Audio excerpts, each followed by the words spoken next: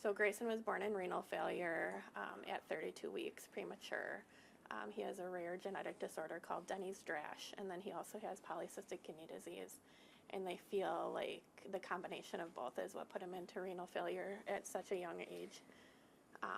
So he was on peritoneal dialysis for like 4.5 years. We had to switch him over to hemodialysis because peritoneal dialysis wasn't working as effectively as they needed it to. And he really was just in need of a kidney. He had to be a certain height and weight before he could qualify for a kidney. And nobody in our family was a match, so we had to search for a kidney. So. Yeah, I mean, how hard is that? I mean, as a mom, to watch your kid have to go through that and know that you can help medically, you can't help completely. Yes. So what, I know you guys you started a Facebook page. What sort of things did you do to try to find that? I mean, because he's one of like 100,000 people that are in need. Yeah, we started his Facebook page. Some of my coworkers helped with different sources of media. We had a lot of news articles in newspapers, radio stations, and then news on TV as well. So you did that, and so he was years into all these treatments, and what happened? We finally found our donor.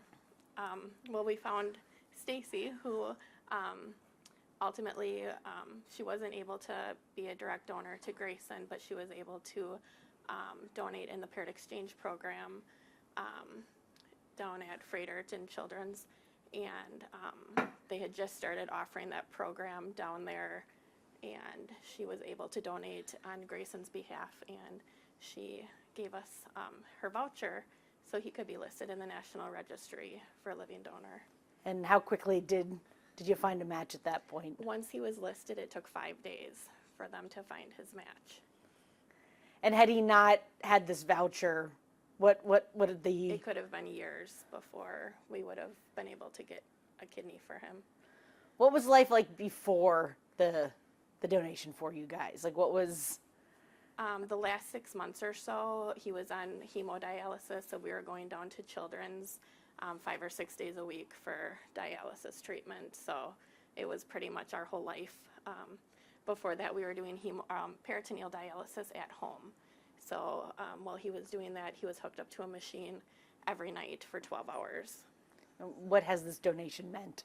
It's just been everything. He's very energetic, acting like a normal, little 6-year-old would. He's, interacting with his friends, getting to participate in gym class, and it's just so much fun to see.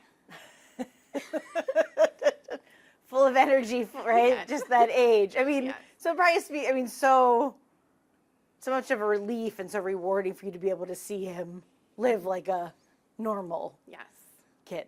Yeah, not have to worry about like diet restrictions or, we live in Wisconsin and, he couldn't eat cheese, no dairy or anything for the first 5 years of his life. So that has been nice too, just to see him experience all the things that he couldn't experience. What has Stacy meant to your family? Everything. She means the world to our family. I know you just met her recently. I mean, at one point did you know, I guess, obviously you know that someone is donating on Grayson's behalf. Did you know immediately that it was Stacy, or how do they connect the dots for families like that? I think originally Stacy reached out to me and told me she was going to try to be a donor for him. And then after the initial screening, she wasn't able to be a direct match, but she decided to move forward and still donate in the paired exchange program. And now she's going to climb Mount Kilimanjaro. What do you... Amazing. So amazing. I mean, they're obviously bringing awareness. I mean, what is your message to people about considering being a living donor?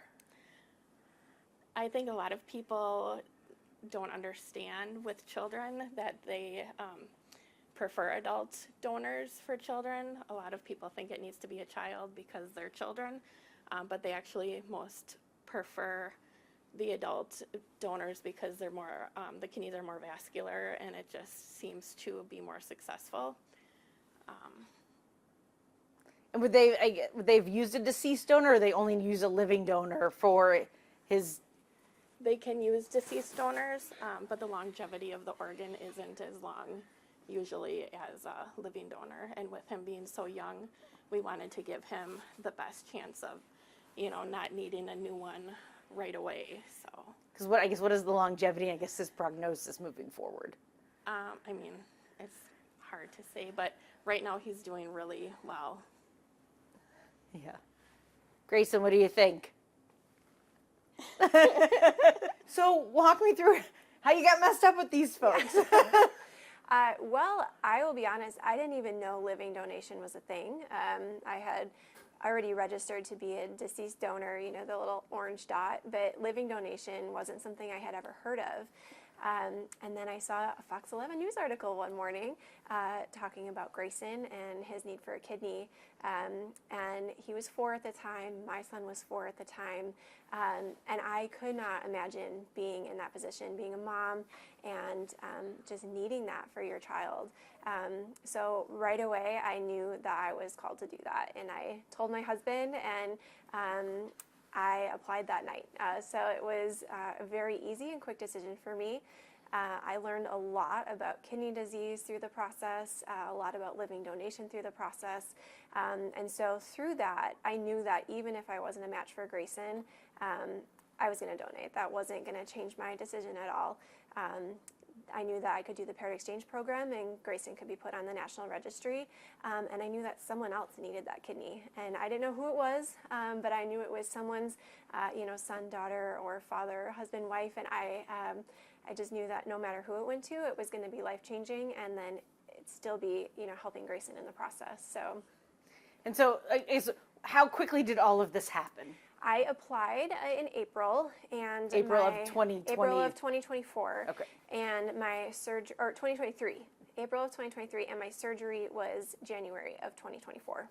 But so you applied, and then I guess when did you find out you weren't a match for Grayson, but then could potentially? Yeah, I found out that I wasn't a match for Grayson. It was probably around November of 2023, and decided to continue to go forward with the process. Once I was listed on the registry to try to find my match, it took less than 2 days for me to be paired with someone. So it was a very quick process. I was a little surprised at how quickly it moved, but also it was just another reminder of how many people are waiting. The fact that someone was already waiting for that kidney was just such a reminder of how important this really was. So I mean, you were gonna donate for a child you didn't even know. Yes. And you couldn't directly help him. I mean, you could. Yeah. I mean, what? When you found out you couldn't donate for him, but you still wanted to do it, and then got that call, and it's, as you said, it sort of happened very quickly, where you're like, oh, what have I gotten myself into? Do I really want to do this? It was a mix of emotions. I was disappointed that I couldn't directly donate to Grayson. Even having not met him, his story just really impacted me, and seeing how much his life was affected by this kidney disease. But I don't think I ever felt nervous, or there was never a moment where I was like, am I really going to do this? I just knew from the start that this was what I needed to do. Just walk me through the procedure and what it was like on you physically to have to do something like this. Yeah, so there was a lot of testing leading up to donation. They want to make sure that the donor is as healthy as possible, from the sake of the kidney, but also just from the sake of the donor. They want to make sure that the donor is not going to be hindered at all by donating a kidney. So they rule out pretty much everything that they can rule out before you're even approved to donate. And then for surgery, it was a pretty straightforward procedure. Went in, had the surgery. I will say I was humbled. I went into surgery feeling very healthy. I was training for a triathlon. I was, feeling kind of at my peak, and expected to bounce back pretty quickly. And it took the first 2 weeks, I was definitely humbled in that I didn't bounce right back immediately. I needed to take it slow, and as a mom of 4 kids, that was a challenge, and I'm just not used to that. And it was very gradual, my recovery, and recovery is different for everyone. Some people do have that bounce back experience. Some people it takes a little longer. But I was able to complete my first triathlon after donation 5 months after my surgery. So in my head, it felt like this is taking so long, but looking back now, like 5 months from surgery to a triathlon, that's really not that much time. And besides needing to fuel and hydrate a little differently for my races, I need to do some more electrolytes. I need to make sure I'm resting more intentionally. Besides those things, I would never know that I had donated a kidney. So you're like one of those psycho athletic people that doing triathlon. I mean, Yeah. just gave my kidney away and did a triathlon. It was good motivation to get back out there and to regain that healthy lifestyle. So Because obviously that was important to you before, and you Yes. wanted to make sure, you wanted it to. yes. Prior to my surgery, when I was doing the triathlon training, that was my only, I guess, concern going into the donation was, am I going to be able to keep up this lifestyle that I love? And that's how I came upon the group Kidney Donor Athletes, who I'm climbing Mount Kilimanjaro with. They are a group that is just promoting living donation among athletes and showing that it doesn't limit you. And so I actually signed up. They have a mentorship champion program. I signed up and was paired with someone from Milwaukee who had donated a kidney and was able to hear from her experience, how she was still able to be active and do all of the sports and things that she enjoyed. And then also hearing from other people's stories, how they were able to get back out. And I mean, some of these people are doing ultra marathons and, like just this stuff that I, don't even necessarily have aspirations for, but it's just so inspiring. And to hear them and hear how they bounce back, it really gave me that courage that I needed to say, yes, I can still do this and still continue to be active and healthy. And so it was a blessing to find that group and get plugged in with them. And now you're sort of one of the mentors, I'm assuming, and I am, joining yes. 15 others that are going to go do this climb. What does that mean Yes. to you? It is so, I'm very excited. I'm excited to show that living donation is not a limitation to your life, that you can do things. I mean, I'm going to be climbing a mountain, but it's not something that's going to hold you back, and yet it makes such a difference in the lives of the recipients. Seeing Grayson and how his life is turned around, the fact that I don't feel any different is just mind-blowing to me, that it can make such an impact on someone's life. And so I'm excited to show what living donors can do, to show how healthy you can be, and to show that it's not going to negatively affect your life at all. Yeah, I mean, you're kind of hoping to show people that, and then that to get those 100,000 people Yes. off that list, There are right? so many people waiting, and there's just not enough living donors. And I feel like a lot of that is people aren't aware, like I was, that living donation is even a thing. And then I feel like there's also that fear because it's not talked about enough, and it's that unknown, like, what does that look like? So I'm really excited to share Grayson's story, to share my story, just to try to encourage people to at least look into living donation and see what an impact it can have.